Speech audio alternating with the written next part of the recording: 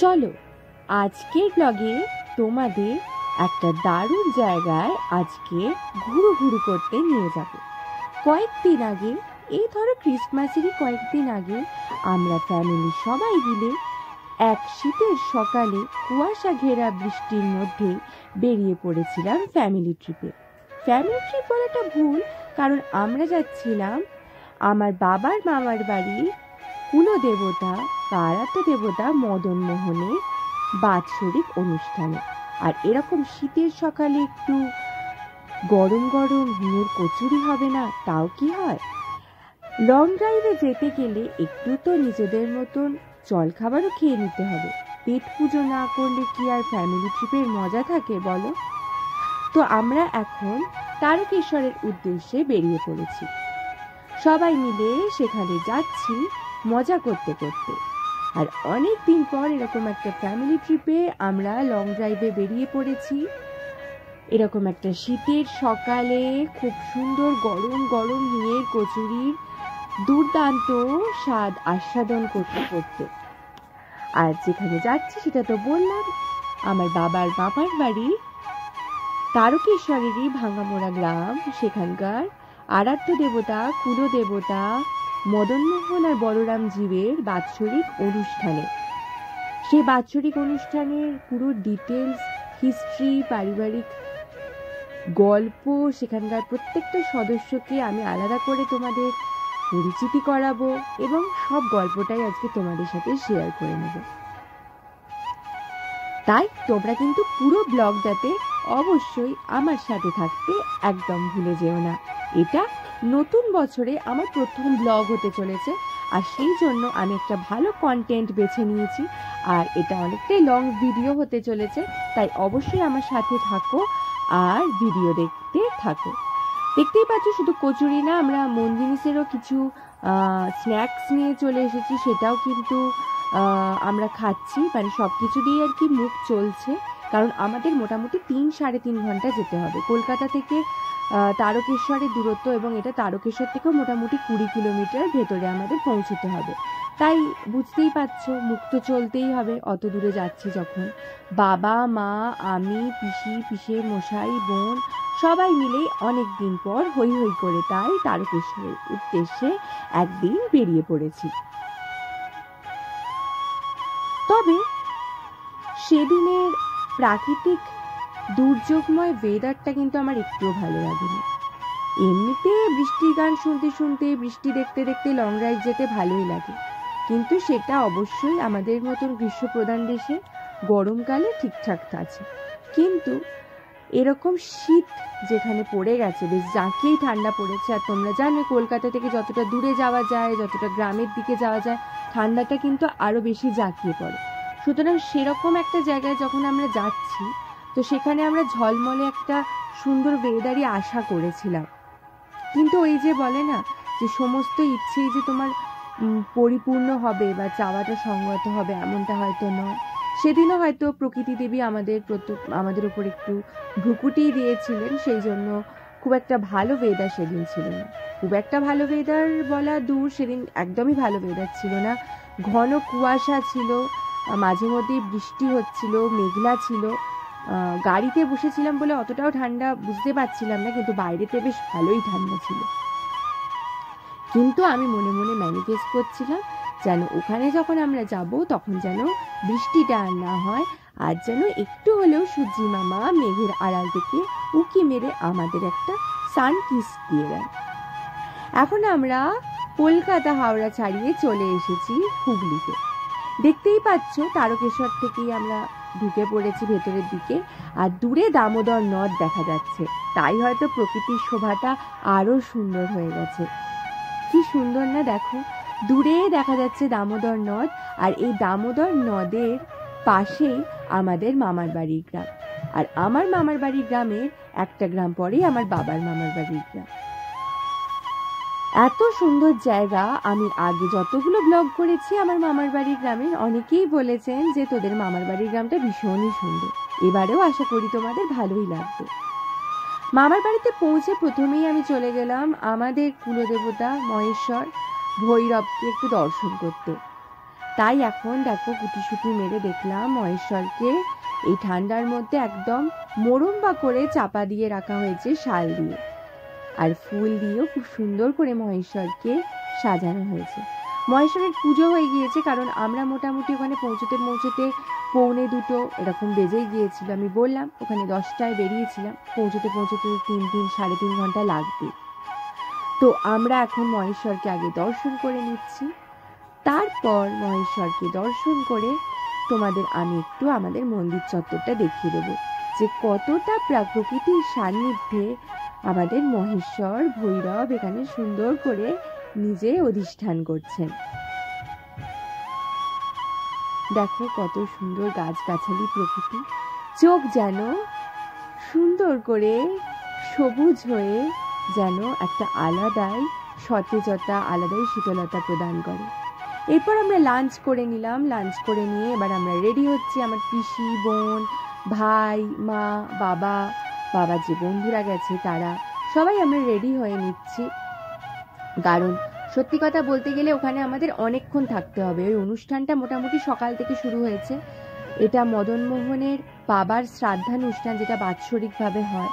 এটার পুরো ডিটেলসের গল্পটা আমি তোমাদের একটু বাদে বলছি, আপাতত এটুকুই শুনে রাখো। এটা মদনমোহনের বাবার শ্রাদ্ধানুষ্ঠান, যেটা মদনমোহন এবং বলরাম দুই ভাই মিলে প্রত্যেক বছর করে থাকেন।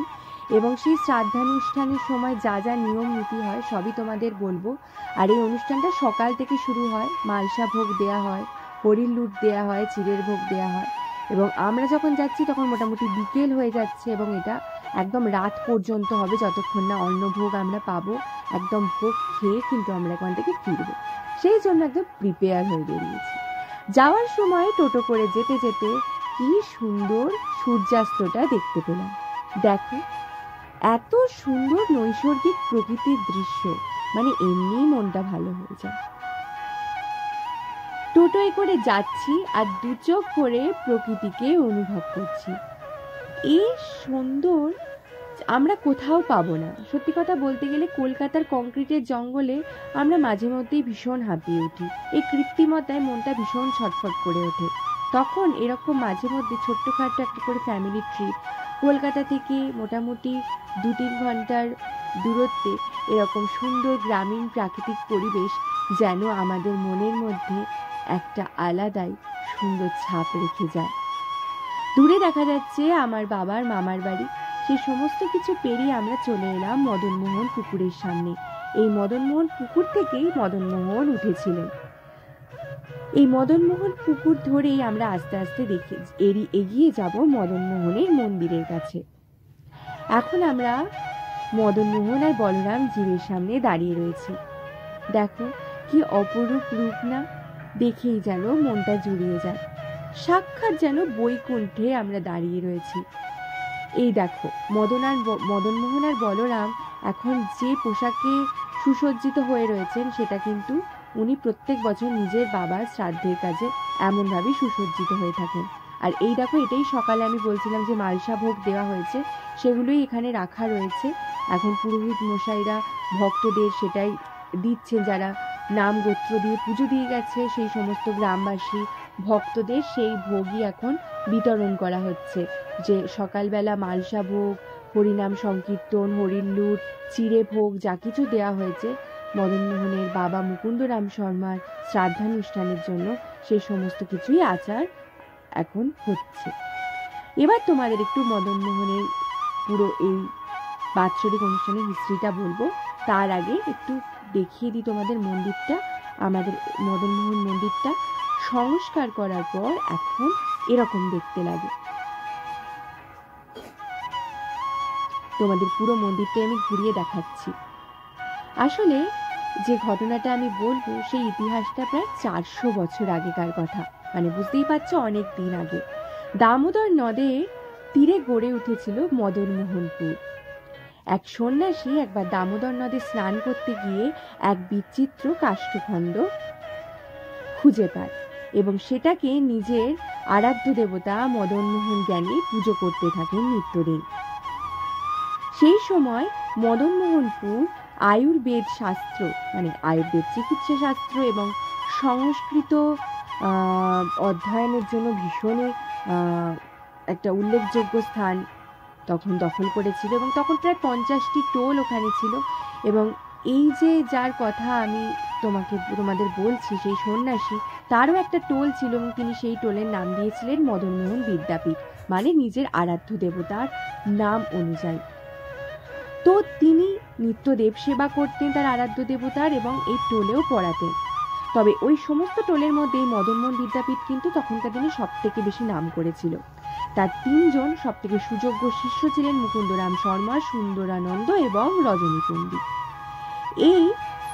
এদের মধ্যে সব থেকে তার প্রিয় পাত্র ছিলেন মুকুন্দরাম, এবং এই সন্ন্যাসী তার বয়সকালে তার আরাধ্য দেবতার নিত্য দেব সেবা এবং টোলের ভার মুকুন্দরামের হাতে দিয়ে তিনি মৃত্যুবরণ করেন। মুকুন্দরাম এই আরাধ্য দেবতাকে কিন্তু পুত্র জ্ঞানে সেবা করতে থাকেন। গল্পটা একটু ব্রেক নিয়ে চলো একটু গ্রামটা ঘুরে আসি। আমরা যখন পৌঁছেছিলাম তখন মোটামুটি দুপুরবেলা ছিল। এবার একটু তোমাদের আস্তে আস্তে সূর্যাস্ত হয়ে যাচ্ছে, তাই এত সুন্দর নৈসর্গিক প্রকৃতিটাও তোমাদের আমি একটু দেখিয়ে নিই। আস্তে আস্তে সন্ধে হয়ে যাচ্ছে। তোমাদের তো আমি দেখালামই যে মোটামুটি অনুষ্ঠানের জন্য সমস্ত কিছুই শুরু হয়ে গেছে। দেখো, নাম সংকীর্তন শুরু হয়ে গিয়েছে। শ্রীকৃষ্ণের নাম সংকীর্তন, শ্রীকৃষ্ণের অষ্টোত্তর শতনাম সমস্ত কিছুই হচ্ছিল, গীতা পাঠ সমস্ত কিছুই হচ্ছে। আর তার সাথে যে অন্নভোগ রাত্রে দেয়া হবে, এই যে কৃষ্ণপক্ষের পৌষ মাসের ষষ্ঠী তিথিতে যে বিশেষ অনুষ্ঠানটা হয় মদনমোহনের বাবা মুকুন্দরামের যে শ্রাদ্ধানুষ্ঠান, তার জন্য ভক্তকুলকে যে রাত্রিবেলা ভাত ডাল তরকারি মিষ্টি পায়েস দিয়ে যে অন্নভোগটা দেয়া হয়, সেটারই ব্যবস্থাপনাও কিন্তু এখন চলছে। সেটাও তোমাদের ঘুরিয়ে দেখাবো। আপাতত গল্পে ফিরে যাই। এরপর হলো কি, যত দিন বাড়তে লাগলো তিনি তার আরাধ্য দেবতাকে পুত্র জ্ঞানে মুকুন্দরাম শর্মা সেবা করতে লাগলেন। কিন্তু সময় তো থেমে থাকে না, এক সময় ওনারও বয়স হয়ে গেল, এবং বয়সের ভারে উনি ভীষণই কাহিল হয়ে পড়লেন। তখন টোলটা বন্ধ করতে বাধ্য হলেন, শুধু নিত্য দেব সেবা করতেন। কিন্তু একসময় সেটাতেও তিনি অপারগ হয়ে উঠলেন, এবং ভীষণ কষ্টে মনোকষ্টে তিনি সেই মদনমোহনকে বাধ্য হয়ে মদনমোহন পুকুরে, সামনে যে পুকুরটা ছিল সেই পুকুরে তিনি তার আরাধ্য দেবতাকে বিসর্জন দিয়ে তিনি মৃত্যুবরণ করে নিলেন। এর পরের ঘটনা বলবো, কিন্তু তার আগে দেখো এখানে মোটামুটি অন্নভোগ রেডি হতে শুরু করেছে। আমি তোমাদের দেখালাম যে সবজি মোটামুটি সমস্ত কিছুই, তরকারি যেটা হবে সেটাও রেডি হচ্ছে, এখানে ভাত রেডি হচ্ছে। দেখতেই পাচ্ছ এলাহি ব্যবস্থা, কারণ আশেপাশের সমস্ত গ্রামের মানুষেরাই কিন্তু এই প্রচণ্ড শীত আর রাত্রির ঘন অন্ধকার অগ্রাহ্য করেও মদনমোহনকে দর্শন করতে আসেন, এবং তিনি যে নরনারায়ণ সেবাটা করান, তার নামেই যে নরনারায়ণ সেবা হয় তার পিতার শ্রাদ্ধানুষ্ঠানে, সেটাও কিন্তু তিনি নিজেই যে কুশ করে প্রত্যেক বছর তার বাবার শ্রাদ্ধানুষ্ঠানটা তিনি করেন, সেই কুশটা তার হাতে তিনি পরে রয়েছেন। আমি তোমাদের এটা দেখিয়েছি, ভালো করে লক্ষ্য করে দেখো। এবং সেই কুশটা আজও তাদের দুজনের হাত থেকে পড়ে যায়, মদনমোহন বলরামের। এবং ওই কুশটা হাত থেকে পড়ে যাবার পরই এই রান্না বান্না শুরু হয়, এবং তারপর কিন্তু এই অন্নভোগ রেডি হয় এবং রাত্রে ভক্তদের উদ্দেশ্যে ভোগ বিতরণ করা হয়। আর এটাই হচ্ছে মদনমোহনের রান্নাঘর, যেখানে প্রত্যহ মদনমোহনকে ভোগ দর্শন করিয়ে প্রত্যহ তার ভক্তকুলকে কিন্তু তার ভোগ বিতরণ করা হয়। আচ্ছা, এবার গল্পে ফিরে যাই। মুকুন্দরাম শর্মা তো তার আরাধ্য দেবতাকে পুত্র স্নেহে পালন করার পর মৃত্যুকালে পুকুরে বিসর্জন দিয়েছিলেন। কিন্তু তারপর বর্ধমান মহারাজা তিনি স্বপ্নাদেশ পান যে মদনমোহন তাকে নির্দেশ দিচ্ছেন যে তিনি কোনো জলাশয়ে নিমজ্জিত আছেন, তাকে যেন তুলে আবার পুনরায় প্রতিষ্ঠা করা হয়। এই ঘটনার পরই চারিদিকে খোঁজ রব পড়ে যায়, এবং অনেকের সমবেত প্রচেষ্টা শেষ পর্যন্ত মদনমোহনকে কিন্তু আবার নতুন করে খুঁজে পাওয়া যায়। এবং তখন নবদ্বীপবাসী এক ব্রাহ্মণ মৃৎশিল্পীর দ্বারা সেই মদনমোহনের মূর্তি কিন্তু নির্মাণ করা হয়। সেই প্রথম নির্মাণ করা হয় মদনমোহনের মূর্তি, এবং তারপরে যে একটা যে মদনমোহনের যে কাষ্ঠখণ্ডের যে এক্সট্রা কাঠের খণ্ডটা ছিল, সেটা দিয়ে রাধা রানী না বলরামের মূর্তি প্রতিষ্ঠা করা হয়। সেই থেকেই বলরাম আর মদনমোহন দুই ভাই এখানে সুপ্রতিষ্ঠিত রয়েছেন। নতুন করে এখানে নাট মন্দিরে সুসংস্কার করা হয়।